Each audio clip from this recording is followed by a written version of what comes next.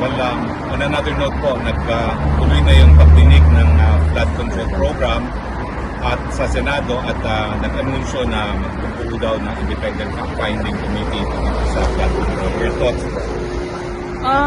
Well, sabi ko nga lagi, no, too little too late yung administration.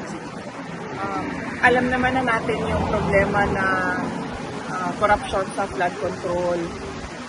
Hindi lang sa administrasyon na ito, sa mga lahat ng mga dumaan na administrasyon, hindi lang sa administrasyon ni Pangulong Duterte. Alam na natin yan lahat. Naging mayor ako 2010. Meron ng issue ng flood control corruption. And mas worse lang sa atin ngayon dahil sinasabi ko nga, hindi lang naman flood control projects yung merong corruptions.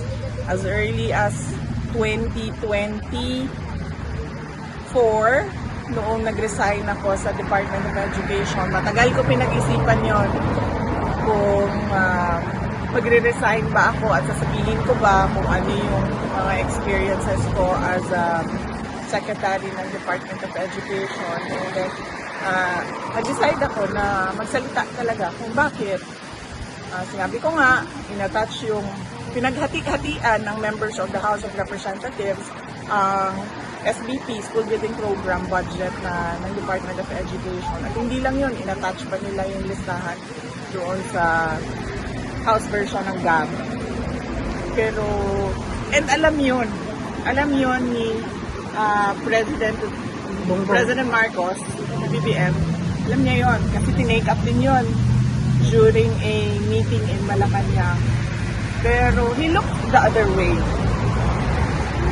So, magdududa ka kung bakit bigla ngayon ay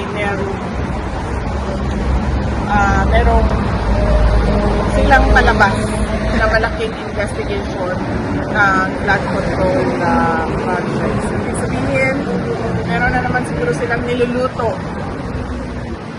behind the scenes na syempre hindi natin nakikita dahil lahat tayo nakatutok doon sa flood control corruption. Kung seryoso lang talaga ang presidente, tapos na yan, isang araw lang, matuturo niya lahat ng may kagagawan ng corruption sa budget. Pero, well, as you can see, parang nanonood tayo ng Venezuela.